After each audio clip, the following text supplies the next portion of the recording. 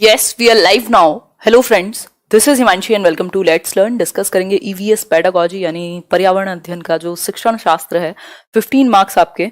और हमने प्लान किया था कि 4 वीडियोस में खत्म करेंगे। अब मैंने ट्राई किया है, आज का वीडियो थोड़ा सा बड़ा होगा, बट 2 वीडियोस मतलब नेक्स्ट 2 वीडियोस में 2 वीडियोस में हम इसको खत्म कर देंगे। 15 नंबर हैं और ये ऐसे 15 नंबर हैं जो शायद सबसे आसान है पूरे सीटेट के पेपर में। 12 से 13 नंबर आसानी से आप इन आउट ऑफ 15 लेकर के आ सकते हैं जस्ट 2 वीडियोस में। कोशिश ऐसी ही की है मैंने, बाकी देखते हैं। एक बार को एनसीईआरटी के क्वेश्चन कई बार टेढ़े मेढ़े कर देते हैं या कम आ जाते हैं, बट ये पेडागोजी फिक्स ही रहती है 15 मार्क्स में। और ये वाली पेडागोजी मतलब ऐसी है, इससे ज़्यादा आसान और कुछ नहीं है अगर मैं बात करूं तो। ये 2 वीडियोस इंपॉर्टेंट रहेंगे, थोड़ा सा तेजी से खत्म करेंगे, फिर इंग्लिश पेडागोजी पे आएंगे परसों से, है ना। तो आज कल में पेडागोजी खत्म कर लेंगे, इसको कंप्लीटली देखिएगा। थोड़ा बहुत बोरिंग हो सकता है क्योंकि कुछ फैक्चुअल चीज़ें हैं, कुछ ऐसी चीज़ें हैं, बट देखिएगा ज़रूर। ये बहुत आसान नंबर है सीटेट के लिए, ठीक है। मीडियम को लेकर परेशान मत होना, हिंदी मीडियम वाले मैं ट्रांसलेट करके चलूंगी। सभी को गुड इवनिंग, नमस्कार, राम राम, सत श्री अकाल, अस्सलाम वालेकुम, what ever you feel connected with. Start करते हैं आज का सेशन और देखते हैं आप लोग कहाँ तक पहुंचे, कैसा कैसा चल रहा है, आप लोगों की तैयारी कैसी चल रही है। बहुत बढ़िया, लाइक शेयर आप करते रहिएगा जैसे जैसे आप आते जाएं। दिव्य तिवारी बहुत बढ़िया, देव तिवारी। चलिए फिर स्टार्ट करते हैं। लाइक शेयर सब्सक्राइब अभी तक ना किया हो कर लीजिएगा, ये बेल आइकॉन प्रेस कर लीजिएगा, नोटिफिकेशन पहुंच जाएगा, ठीक। ये जो पीडीएफ होगी ये आपको मिल जाएगी let's learn square Telegram channel पर। हम लोग वहाँ 1 लाख हो चुके हैं आज, तो वो अपने आप में एक अच्छी बात है। कॉन्ग्रेचुलेशंस आप सभी को, है ना। उसका लिंक तक काम नहीं करता है मुझे लग रहा है टेलीग्राम का, और आप लोग सर्च कर करके 1 लाख लोग पहुंच गए, ये कितनी बड़ी बात है। चलिए फिर थीम्स पर आते हैं।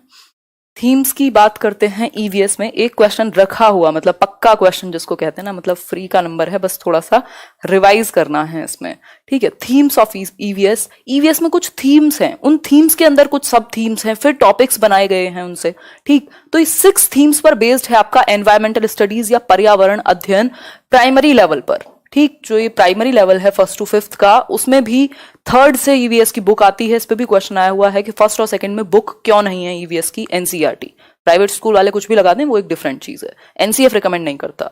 तो 3rd to 5th, 3rd, 4th और 5th में एनसीईआरटी आती है, इसलिए हमने समरी भी 3rd, 4th, 5th की है, ठीक। तो ये 6 थीम्स हैं, पूरा ईवीएस इन्हीं के चारों तरफ इर्द गिर्द घूमेगा और यहां से एक क्वेश्चन पक्का।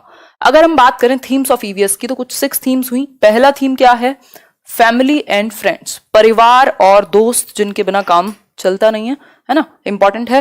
तो फैमिली एंड फ्रेंड्स, भाई पहले मैं ये बिल्कुल आप याद करके जाएंगे, यहां से टेंशन मत लेना।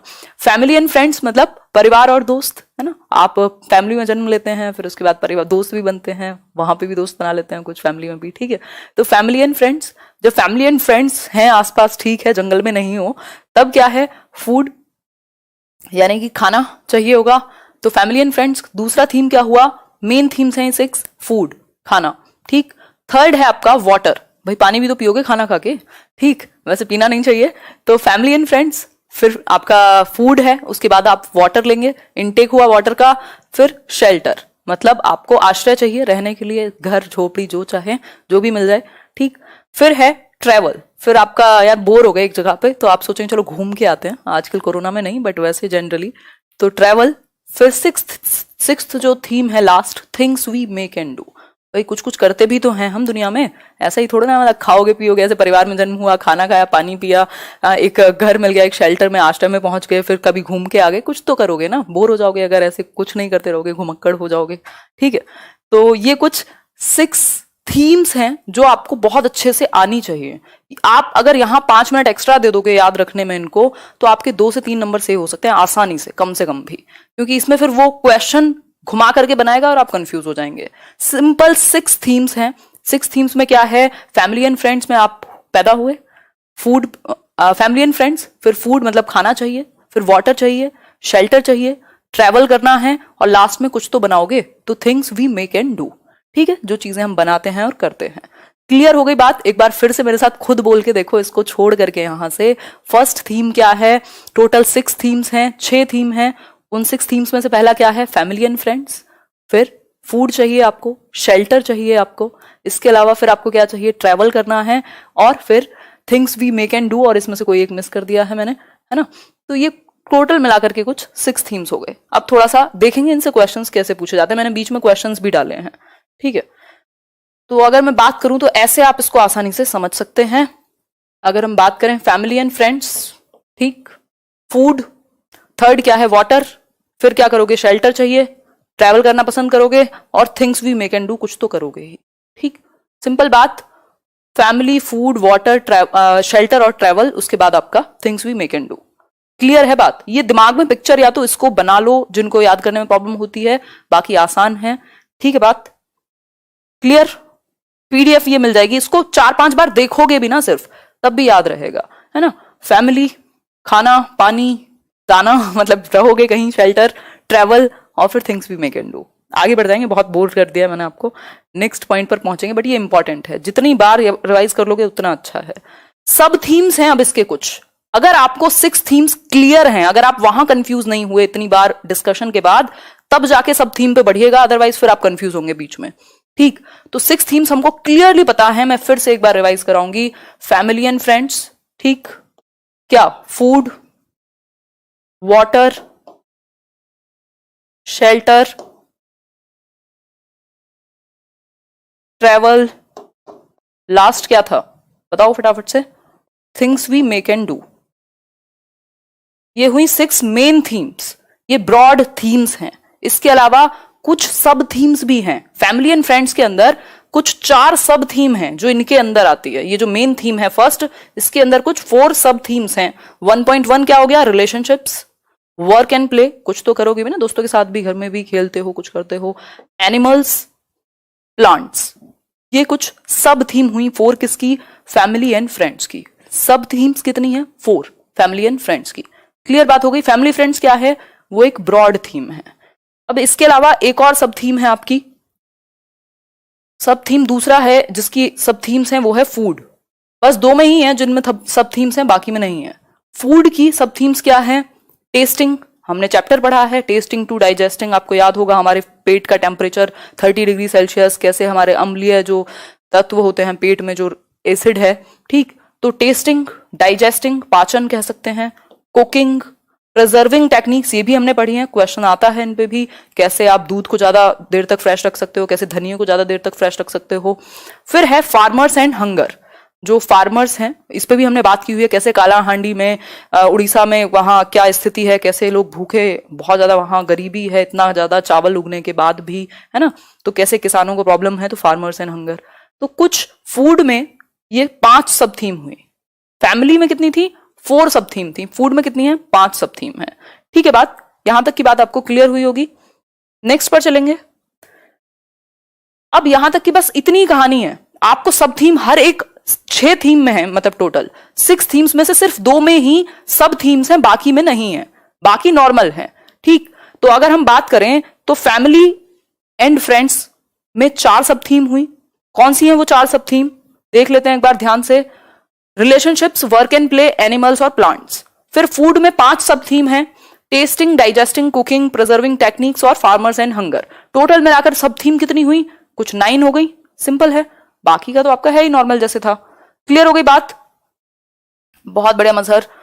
चलिए फिर, अगर यहां तक की बात क्लियर हो गई तो बहुत अच्छी बात है। क्वेश्चन देख लीजिए, थोड़ा आप बता दीजिए इतना ज्ञान जो अब तक हमने डिस्कस किया वो कितना क्लियर हुआ आपको। क्वेश्चन है, which one of the following is not one of the 6 broad themes of EVS in the present syllabus. आज का जो सिलेबस है, आपकी जो एनसीईआरटी बुक्स बनी हुई है, पूरा जो सिलेबस है, उसमें कौन सी एक बात, कौन सा एक ऑप्शन ब्रॉड थीम में नहीं आएगा, नॉट अ ब्रॉड थीम।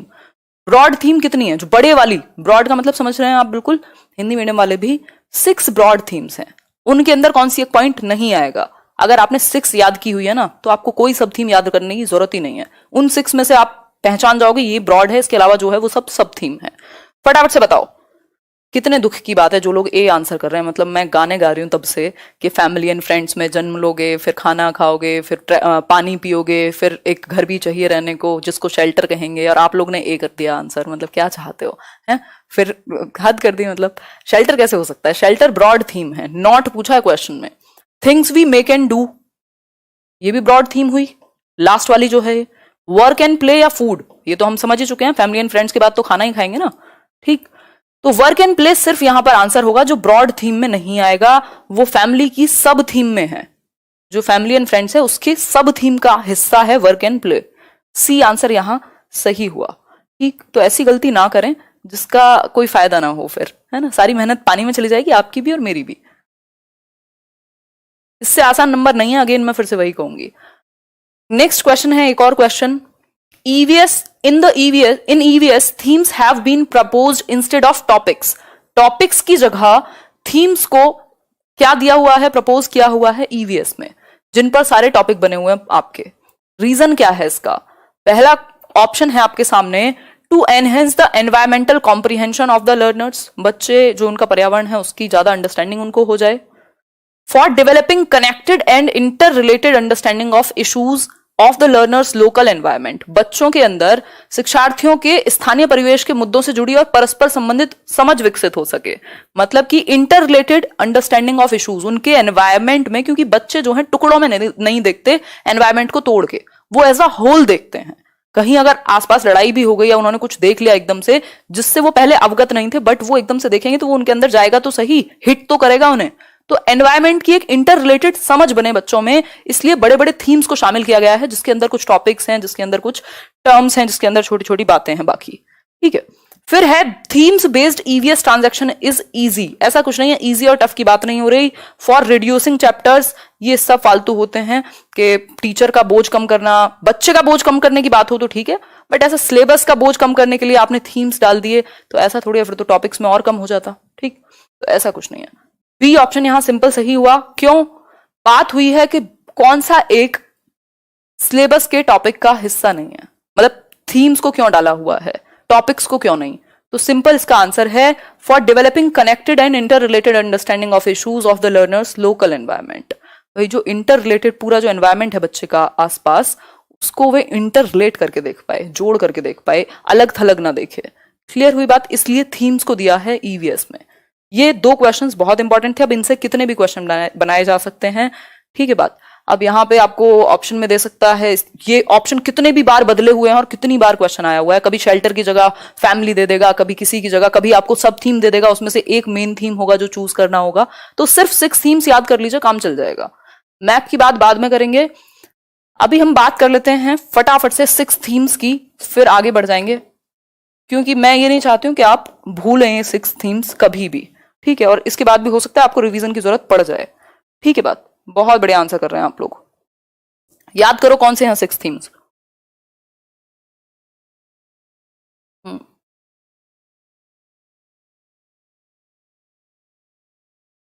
बहुत बढ़िया। फैमिली, फैमिली एंड फ्रेंड्स, पहला है परिवार और आपके दोस्त, फैमिली एंड फ्रेंड्स। सेकंड क्या था भाई? फैमिली एंड फ्रेंड्स के बाद क्या करोगे? खाना चाहिए होगा, फूड, फिर पानी भी पियोगे खाना खा के, वाटर, रहोगे भी तो सही कहीं, शेल्टर, घूमने भी जाओगे, ट्रेवल, और things we may can do, कुछ तो करोगे ही, ऐसी थोड़ी ना कब में घूमते रहोगे। Things we may can do, ये 6 ब्रॉड थीम्स है, इनके अलावा जो मिले वो सब थीम है या नहीं है। ठीक है, तो ये एक बेसिक सी बात हुई। और इसमें भी सब थीम किसके अंदर है? फूड और फैमिली में, बाकी चारों में कोई सब थीम नहीं है। क्लियर हो गई बात? 5 सब थीम है फूड में और 4 सब थीम है फैमिली एंड फ्रेंड्स में, टोटल 9 सब थीम्स हो गए मिलाकर के। क्लियर यहां तक की कहानी? ये थीम्स हुई ईवीएस की, मुद्दे हैं ईवीएस के। ठीक है, मैप एक अलग वीडियो में टोटली कवर करूंगी मैं, जिसमें क्वेश्चंस भी जितने आज तक आए हुए मैप से भी 1-2 क्वेश्चन 3 क्वेश्चन आते ही हैं, एक क्वेश्चन तो मिनिमम आता है मैप से। ठीक, तो उस पर डिस्कशन करेंगे। इतने इसको देखना 2-4 बार, मैप थोड़ा देखा करो बैठ के, ये पीडीएफ डाउनलोड करते हो जब, उससे दिमाग में थोड़ी एक पिक्चर बनेगी, क्योंकि ये एक दिन का काम नहीं है, इसमें थोड़े दिन लगेंगे याद रखने में मैप को। कुछ पेडागॉजिकल कॉन्सेप्ट्स हैं आप जिनको समझेंगे, उसके बाद कुछ कुछ बीच में क्वेश्चंस करेंगे कि कैसे यहां से क्वेश्चंस पूछे जाते हैं, एनसीएफ क्या कहता है ईवीएस के बारे में। फिक्स्ड क्वेश्चंस है, इनको कोई हिला नहीं सकता पेपर से। देखते हैं, चलो। फ्यू पेडागॉजिकल कॉन्सेप्ट्स, कुछ। An attempt has been made by NCERT to develop a deep and inter related understanding of each theme, मतलब कि एक कोशिश की गई है एनसीईआरटी के द्वारा, national council of educational research and training, जिसने आपका पूरा करिकुलम प्लान किया हुआ है, आपकी सारी बुक्स हो या फिर आपका एनसीएफ हो। ठीक, तो एनसीईआरटी ने एक कोशिश की है to develop a deep and inter related understanding of each theme. जो 6 थीम्स हैं, हर एक थीम की एक इंटर रिलेटेड अंडरस्टैंडिंग बन सके आपकी, बिल्कुल क्लियर तरीके से बच्चे जोड़ करके, कनेक्ट करके और डीप एक समझ बन सके आपके एनवायरमेंट से जोड़ करके सारे थीम बनाए गए हैं। टोटल 6 थीम्स में पूरा आपका एनवायरमेंट है। 5वीं तक के बच्चे के लिए साइंस भी उसी में है, सोशल साइंस भी उसी में है, एनवायरमेंट भी उसी में है, उन 6 थीम्स में ही। ठीक है, तो यही क्वेश्चन हमने अभी किया था सेकंड नंबर पर कि थीम्स को क्यों लगाया गया, क्योंकि एक deep and inter related understanding बन सके बच्चे की इश्यूज को लेकर एनवायरमेंट के। ठीक, नेक्स्ट है ईच थीम बिगिंस विद की questions in a language suitable for children. ये बात ध्यान में रखनी है, हर एक जो थीम है उसकी स्टार्टिंग जो होती है वो एक की क्वेश्चन से होती है। आप देखते हैं एनसीईआरटी बुक्स में, क्या आप मान लीजिए कोई ट्रैवल पर, घूमने के ऊपर कोई चैप्टर पढ़ा रहे हैं, तो शुरुआत में आपको 2-3 क्वेश्चन मिल जाएंगे प्रीवियस नॉलेज चेक करने के लिए कि अच्छा क्या आप कभी घूमने गए हो, तो कहाँ गए हो, अच्छा ट्रेन कैसे चलती है। इस तरीके के जो क्वेश्चंस हैं, तो हर एक थीम जो शुरू होती है वो कुछ सूटेबल क्वेश्चंस से शुरू होती है जो बच्चों की भाषा से कनेक्ट कर पाए, क्योंकि जब तक आप बच्चे की भाषा से कनेक्ट नहीं करेंगे, वो स्पेशली प्राइमरी चिल्ड्रन की बात हो रही है। ठीक है, फिर है one also needed to tackle the differences of gender. बहुत इंपॉर्टेंट, मोस्ट इंपॉर्टेंट। एक जो टीचर है, जो बच्चा है, आपको सेंसिटाइज करना है, उनको संवेदनशील बनाना है। कैसे? अंतर के बेस पे, डिफरेंसेस ऑफ जेंडर, लिंग के आधार पर जो अंतर हैं, क्लास के आधार पर जो अंतर हैं, कल्चर के आधार पर जो अंतर हैं, रिलीजन के आधार पर, लैंग्वेज के आधार पर, ज्योग्राफिकल लोकेशन के आधार पर। मतलब despite of any difference we are united या वी स्टैंड टुगेदर। ये बात उनके दिमाग में जानी चाहिए कि कितनी भी डाइवर्सिटी है, विभिन्नता है, हम सब एक नहीं होते, एक जैसा खाना नहीं खाते, एक जैसे दिखते नहीं है, हमारे लिंग डिफरेंट हो सकते हैं, इसके अलावा क्लास डिफरेंट हो सकती है, हमारी संस्कृति डिफरेंट हो सकती है, रिलीजन, किसी धर्म को हम दूसरे को मान सकते हैं, लेकिन ऐसा ना हो जो हमने अभी किया हुआ है सोशल मीडिया पे कि गालियां ही दे रहे हो बस हम। ठीक, तो ये सारी चीजें, ज्योग्राफिकल लोकेशन अलग हो सकती है, कोई साउथ इंडिया में रह सकता है, कोई नॉर्थ में रह सकता है, कोई ईस्ट में रह सकता है। तो ये सब चीजों के बावजूद भी हम टुगेदर, मतलब यूनाइटेड खड़े हों।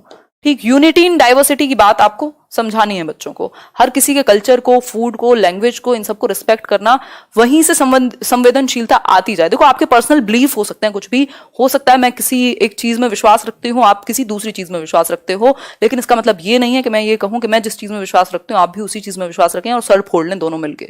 तो बच्चों के दिमाग में यही चीज जानी चाहिए। तो कोई भी क्वेश्चन जहां पर अंतर या डिफरेंसेस की बात होगी, तो आप क्या सिखाएंगे या वो आंसर किस तरफ जाना चाहिए, जहां बात यूनिटी की हो और इंडिविजुअल डिफरेंसेस को रिस्पेक्ट करने की हो। सिंपल बात। आगे बढ़ जाएंगे नेक्स्ट क्वेश्चन पर। नेक्स्ट पॉइंट है, evaluation of course should be a continuous process and the child should be assessed as she he observes, asks, draws discussions in groups. Evaluation से एक क्वेश्चन जरूर आता है आपके हर एक सब्जेक्ट में, यानी सीसी मान लीजिए। तो जो मूल्यांकन है बच्चों का, वो सतत प्रक्रिया होनी चाहिए। कॉन्टिन्यूटी में आप बच्चे को ऑब्जर्व कर रहे हैं, कॉन्टिन्यूअस प्रोसेस है, ऐसा नहीं है एक दिन पेन पेपर टेस्ट लिया और बस काम खत्म। ठीक है, तो इस केस में the child should be assessed. आप बच्चे को कैसे आकलन करेंगे, उसको ऑब्जर्व करेंगे, अवलोकन करेंगे, देखेंगे उसको एक्टिविटीज करते हुए, पूछेंगे उससे क्वेश्चंस, कुछ कंक्लूजन्स ड्रॉ कराएंगे, डिस्कशंस में उसे इन्वॉल्व करेंगे ताकि उसकी सोच डेवलप हो और ग्रुप्स में कोऑपरेशन सीखेगा, सहयोग सीखेगा। ठीक है बात। आगे बढ़ेंगे। भाई आज का टॉपिक समझने वाला है, मैं जल्दीबाजी बिल्कुल नहीं करूंगी, क्योंकि जल्दी करने पे क्या होगा, ये दिमाग में नहीं बैठेंगी चीजें। अब एनसीएफ पे आते हैं, फिर एनसीएफ करेंगे, एनसीएफ के कुछ क्वेश्चंस करेंगे। छोटे छोटे पॉइंट्स बनाए हुए हैं, बहुत ज्यादा आपको सरदर्द नहीं लेना। एनसीएफ की क्या रिकमेंडेशन है ईवीएस को लेकर? हर सब्जेक्ट के बारे में कुछ ना कुछ ईवीएस मतलब एनसीएफ ने कहा है। ठीक है, एनसीएफ ने हर सब्जेक्ट के बारे में कुछ ना कुछ कहा है, और आपकी जो पेडागोजी है वो ज्यादातर वहीं से बनती है फिर आपके सब्जेक्ट में, सीटेट में। एनसीएफ की रिकमेंडेशन क्या है? NCF 2005 recommends that children's life at school must be linked to their life outside the school. जो बच्चों की जिंदगी है स्कूल में, वो आउटसाइड द स्कूल, जो घर से या जिस पर्यावरण से वो आ रहे हैं उससे कनेक्टेड हो। मतलब रियल लाइफ से आप जोड़ेंगे लर्निंग को। बच्चे की क्लासरूम में जो आप पढ़ा रहे हैं वो रियल लाइफ से कनेक्ट करे, आउटसाइड वर्ल्ड से कनेक्ट करे, क्योंकि बच्चों को रहना दुनिया में ही है, स्कूल में वो सिर्फ 6 घंटे के लिए आया है। ठीक है बात। इसके बाद it will diminish the gap between the school, home and community. अगर आप रियल लाइफ से जोड़ रहे हैं, आउटसाइड वर्ल्ड से जोड़ रहे हैं, बच्चे के एनवायरमेंट से जोड़ रहे हैं लर्निंग को, क्लासरूम लर्निंग को, तो क्या होगा? जो गैप कम होगा। गैप किसके बीच में? घर के बीच में, समुदाय यानी कम्युनिटी के बीच में, और स्कूल के बीच में, क्योंकि ये सब इंटर रिलेटेड हो गए। फिर क्लियर है बात? इट डिस्करेजेस द बुकिश और रोट लर्निंग। ये हमारा मेन मुद्दा है कि हम रट्टाफिकेशन को, रटने को, रोट लर्निंग को प्रमोट नहीं करते, डिस्करेज करते हैं। 1 नंबर का क्वेश्चन है, डिस्करेज करते हैं आप किसको? रट्टाफिकेशन को। कैसे कम होगा? जब आप रियल लाइफ से जोड़ेंगे। रियल लाइफ से जोड़ने से और क्या होगा? गैप कम होगा। वो जो इतनी दूरियां बनी हुई है ना, डर है बच्चे के अंदर स्कूल जाने से, पेपर से, पढ़ने से, टीचर से, ये सब खत्म होगा। समुदाय से जुड़ेगा, वो अपनी कम्युनिटी से जुड़ेगा, समाज के लिए कुछ बेहतर सोचेगा, वो आपके स्कूल के बारे में भी सोच पाएगा और अपने बारे में भी और सोसाइटी के बारे में। ओवरऑल इंटरलिंक्ड हैं सारी चीजें। गैप कम कर रहे हैं आप, स्कूल और घर के बीच में जो वो ब्रिज बना हुआ है उसको आप कम कर रहे हैं। वो वैसा ही फील करेगा स्कूल में भी जैसा वो घर पर करता है, अगर आपने इंटरेस्टिंग बनाया लर्निंग को तो। ठीक है, बहुत बढ़िया प्रियंका यादव जी, सही है। जल्दी जल्दी खत्म हो जाए बस। हाँ सागर, अब सेकंड लास्ट सेशन है, आज और कल में पेडागोजी खत्म हो जाएगी। 30 नंबर ईवीएस के खत्म हो जाएंगे। सीडीपी की आप देख चुके होंगे प्लेलिस्ट, फिर भी मैं रिवाइज कराऊंगी। फिर इंग्लिश करेंगे। Text book developed on this basis attempt to implement the idea of discourage rote learning. जो किताबें बनेंगी इस बेसिस पे कि बच्चों को आपको रियल लाइफ से जोड़ना है, वो भी कैसी बनेंगी? वो किताबें ऐसी बनेंगी कि वो रट्टाफिकेशन को इग्नोर करेंगी। पहले किताबें कैसी आती थी? लाइंस लाइंस भरी हुई हैं जिसमें कोई पिक्चर देखने को नहीं है। अब किताबें कैसी आती हैं? अगर आप एनसीईआरटी की किताबें उठा करके देखेंगे, आपको पिक्चर ही पिक्चर मिलेंगी। इतनी सारी एक्टिविटीज उसमें दी हुई होंगी, इतने इंटरेस्टिंग वे में कहानियां बताई गई हैं कि जैसे वो बुक आपसे खुद बात करेगी, ताकि बच्चा कनेक्ट कर पाए। बिल्कुल फॉर्मल लैंग्वेज नहीं है उसमें।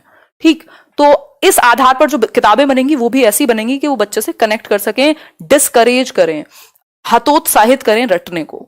फिर है, it will help us in achieving the child centred system of education outlined in the national policy of education NP 1986। इससे क्या होगा? जो चाइल्ड सेंटर्ड एजुकेशन की बात की थी एनपी ने 1986 में, वो कहीं ना कहीं तक सफल हो पाएगी। ठीक है, अब तो हम सारे में वही बातें कर रहे हैं। आपका सीबीएसई ने लागू किया सीसी को और सब कुछ। ठीक, तो ये एक बेसिक बात हुई। आगे बढ़ेंगे, एक क्वेश्चन कर लेते हैं, आपका कितना ज्ञान बना इस बात से ये देखने के लिए। फिर बहुत इंपॉर्टेंट टॉपिक है इंटीग्रेटेड लर्निंग, उसको समझेंगे और ये आपको हर सब्जेक्ट में हेल्प कर जाएगा। क्वेश्चन देखिए एक बार थोड़ा सा, बताएंगे टेलीग्राम का लास्ट में बताएंगे। इतने लाइक शेयर करिए, 800 लोगों ने लाइक नहीं किया है, क्या चक्कर है? कर दिया करो भाई। Which one of the following does the National Curriculum Framework NCF 2005 not propose in the context of EVS teaching? मतलब कि इनमें से कौन सी एक बात एनसीएफ ने नहीं प्रपोज की है? इस नॉट को ढूंढ लेना पेपर में, इस नॉट के चक्कर में पता नहीं कितने नंबर चले जाएंगे आप लोग के। नॉट जहां दिख जाए थोड़ा ध्यान से क्वेश्चन सॉल्व करना है। ठीक, हम क्या करते हैं जल्दीबाजी में जो होता है उसी को लगा देते हैं। नॉट पूछा है नहीं, मतलब जो राष्ट्रीय पाठ्यचर्या की रूपरेखा 2005 है वो कौन सी एक चीज को प्रमोट नहीं करता या प्रस्तावित नहीं करता? पहला है हैंड्स ऑन एक्टिविटीज को, मतलब करके सीखने को, ये तो बिल्कुल सिद्धांत है एनसीएफ का, लर्निंग बाय डूइंग। फिर familiarity with technical terms, technical terms के साथ बच्चे फैमिलियर हो पाए।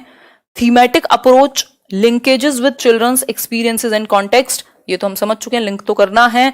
थीमेटिक अप्रोच तो दी हुई है, बचा क्या? सिर्फ एक सिंपल आंसर बचा, फैमिलियरिटी विद टेक्निकल टर्म्स। अभी हम जब बुक को समझेंगे, ये क्वेश्चन पहले डाल दिया मैंने, जब हम बुक के बारे में समझेंगे तब हमें पता चलेगा कि जो रटना है या सिर्फ डेफिनेशंस हैं या टेक्निकल टर्म है जिनसे बच्चा डरे। आसान भाषा का इस्तेमाल किया गया जैसा मैंने अभी डिस्कस किया था, टेक्निकल टर्म्स का नहीं, बिल्कुल इनफॉर्मल लैंग्वेज, बिल्कुल आसान भाषा का। आंसर क्या हुआ? B option. आगे बढ़ जाएंगे नेक्स्ट क्वेश्चन, नेक्स्ट पॉइंट पर। इंटीग्रेटेड लर्निंग, एकीकृत अधिगम कह देते हैं इसको, और बहुत इंपॉर्टेंट है ईवीएस के लिए तो सबसे ज्यादा इंपॉर्टेंट है क्योंकि आपका सिलेबस ही पूरा उस तरीके से बना हुआ है। ठीक है बात, नाम नहीं बोलूंगी भाई, कोशिश करो यहां समझने की। इंपॉर्टेंट है, आज का सेशन बहुत ज्यादा इंपॉर्टेंट है और याद रखने वाली चीजें बहुत हैं। इंटीग्रेटेड लर्निंग यानी एकीकृत अधिगम। एकीकृत अधिगम क्या है ये? The child looks at the environment around him in a holistic manner and does not compartmentalize any topic into science and social science. ये बात बहुत क्लियरली आपकी एनसीईआरटी में भी दी हुई है कि जो बच्चा है वो अपने पूरे पर्यावरण को, अपने एनवायरमेंट को एक होलिस्टिक वे में देखता है। मतलब क्या कहेंगे, सर्वांगीण कह सकते हैं इसको। बहुत टाइम हो गया भाई, पता नहीं, लिख लेना, मात्रा की गलती होगी कुछ। ठीक, सर्वांगीण रूप से देखेगा, एकीकृत रूप से देखेगा, एज अ होल देखेगा। एनवायरमेंट में उसने पेड़ देखा तो वो ये नहीं सोचता, उसने पेड़ देखा, नदी देखी तो वो ये नहीं कहता वो देखो देखो ज्योग्राफी, ये नहीं कहेगा वो। उसके लिए वो पर्यावरण है, वो उसकी सराउंडिंग का हिस्सा है, वो एज अ होल देखेगा। उसने कुछ एक्सपेरिमेंट होते हुए देखा, कुछ साइंस की कोई चीज देखी, कोई गाड़ी देखी, कोई फोन देखा, तो ये नहीं बोलेगा अरे ये साइंस है ना। आपको, मैं और आप अगर आज देखते हैं, कोई न्यूज भी देख रहे हैं, तो हमें पता चलेगा अच्छा ये टेक्निकल इश्यूज पर बात हो रही है, ये साइंस के बारे में बात हो रही है, ये ज्योग्राफी के बारे में बात हो रही है, ये एनवायरमेंट के बारे में बात हो रही है। लेकिन बच्चा कैसे देखेगा? अपनी पूरी सराउंडिंग को वो एज अ होल देखेगा, होलिस्टिक मैनर में देखेगा, एक एकीकृत रूप में देखेगा। ठीक है, समरूप कह सकते हैं, बिल्कुल ठीक। एंड डज नॉट कंपार्टमेंटलाइज, वो हिस्सों में नहीं देखता तोड़ तोड़ के, साइंस, सोशल साइंस, ईवीएस ऐसे नहीं देखता वो। क्लियर हो गई यहां तक की बात? तो वो किसी टॉपिक को साइंस और सोशल साइंस में तोड़ करके नहीं देखता, वो एक जनरल रूप में अपने पर्यावरण को देखता है। इसलिए हमने क्लास जो नाम रखा हुआ है बुक का या सब्जेक्ट का, वो क्या है? साइंस क्यों नहीं रख दिया? ईवीएस रखा है। ठीक है, hence EVS in class 3rd and 5th integrates the concepts and issues of science, social science and environmental education. इसका मतलब क्या हुआ?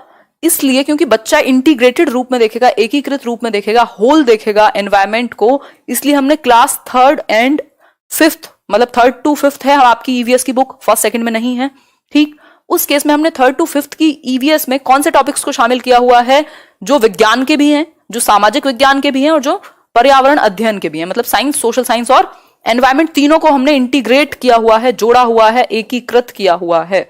क्यों? क्योंकि बच्चा कंबाइंड देखता है। आपने देखा, स्पेस की बात की थी हमने एनसीईआरटी की समरी में, स्पेस वाला जो टॉपिक है वो किसका हुआ? साइंस का हुआ। हमने एनवायरमेंट की बात की थी, कैसे बिहार में मधुमक्खी पालन होता है, ये है वो है, वो सब चीजें क्या थी?